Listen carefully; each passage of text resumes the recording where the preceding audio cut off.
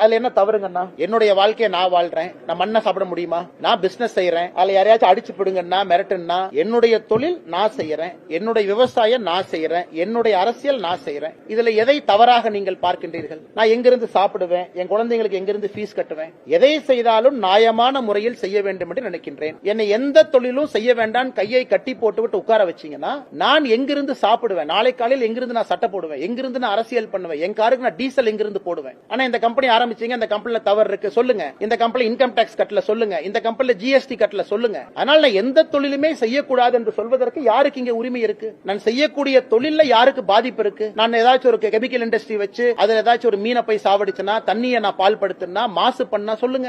எந்த தொழிலை ஆரம்பிப்பதற்கும் எனக்கு உரிமை இருக்கு. இன்னைக்கு நான் கட்சியில மாநில தலைவராக நான் இல்லை. எனக்கு ஓடுவதற்கு நேரம் இருக்கு, மூச்சு விடுறதுக்கு நேரம் இருக்கு, என்னுடைய வேலையை செய்வதற்கு நேரம் இருக்கு, எனக்கு பொருள் ஈட்டுவதற்கு நேரம் இருக்கு, விவசாயம் செய்வதற்கு நேரம் இருக்கு, 4 இடத்துக்கு போறதுக்கு நேரம் இருக்கு, அயன்மேன் போறதுக்கு நேரம் இருக்கு, ஓடுறதுக்கு நேரம் இருக்கு. அதனால இது என்னுடைய நேரம், என்னுடைய வாழ்க்கை, நான் வாழ்றேன். அதே நேரத்தில் மக்கள் முன்பு நிற்கிறேன். அதனால நான் செய்வதில் என்ன தவறுன்னு சொல்லுங்க. மற்றபடி திமுகவோ வேறு யாரோ ஒருத்தன் கை நீட்டி சொன்னால் என்ன தவறு செஞ்சேன்னு சொல்லுங்க. அதனால அப்படித்தான் நான் இருப்பேன். நியாயமான முறையில் நான் பொருள் ஈட்டணும், அதை வைத்து நியாயமான அரசியல் நான் செய்யணும், அதை வைத்து என்னுடைய குழந்தைகள் என்னுடைய குடும்பம் நியாயமான முறையில் வாழணும். கையில 1000 ரூபாய் இருக்கா, 10,000 இருக்கா, 25,000 இருக்கா? நானும் படிச்சிருக்கேன், இன்ஜினியரிங் படிச்சிருக்கேன், MBA படிச்சிருக்கேன், தலை சிறந்த பல்கலைக்கழகத்தில் படிச்சிருக்கேன். நான் ஸ்டாக் மார்க்கெட்ல போடக்கூடாதா? போடணும். நீங்களும் போடுங்க. இன்னைக்கு இளைஞர்கள் நானே 10 பேர்த்த சொல்றேன், ஸ்டார்ட் அப் பண்ணுங்க, தொழில் பண்ணுங்க, நல்லா சம்பாதிங்க, ஆரோக்கியமா சம்பாதிங்கன்னு சொல்லிட்டு நான் செய்யக்கூடாதா? அதையே நானும் செய்கின்றேன். 4 பேர்த்த வந்து விவசாயம் பண்ணுங்கன்னு சொல்றேன், அதே விவசாயத்தை நானும் பண்றேன். அதனால எதை செய்தாலும் கூட சொன்னாலும் கூட நான் செய்வதை மட்டும்தான் மக்களிடம் சொல்றேன், நான் சொல்றதை மட்டும்தான் நான் செய்யறேன். அதனால பத்திரிகை என்பர்கள் யாராவது அண்ணே இதுல தவறு இருக்குன்னு சுட்டி காட்டுங்க, தவறு இருக்காது. அப்படி எனக்கு தெரியாம யாராவது தவறு செய்திருந்தாலும் கூட திருத்திக் கொள்கின்றோம். நான் செய்யக்கூடிய எல்லா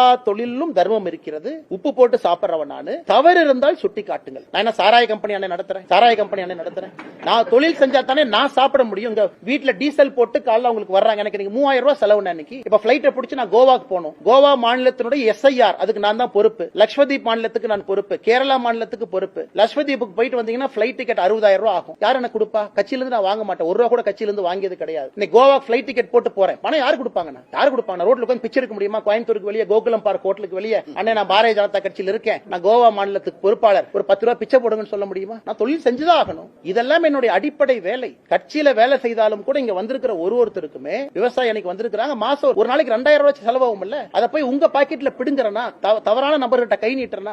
ஏன் தொழில் செய்து நான் சம்பாதித்து என் வாழ்க்கையை வாழ வேண்டும் என்று நினைக்கின்றேன். பெருமையா அதை வாழுவேன், பெருமையா தொழில் செய்வேன், பெருமையா அரசுக்கு வரி கட்டுவேன். அதைத்தான் ஒரு இளைஞனுக்கு சொல்றேன். மகாத்மா காந்தி சொல்லி இருக்கிறாங்க, இன்னைக்கு உள்ள நான் பேசினேன். ஒர்க் வித் பிரின்சிபல், ஒரு மரியாதையோடு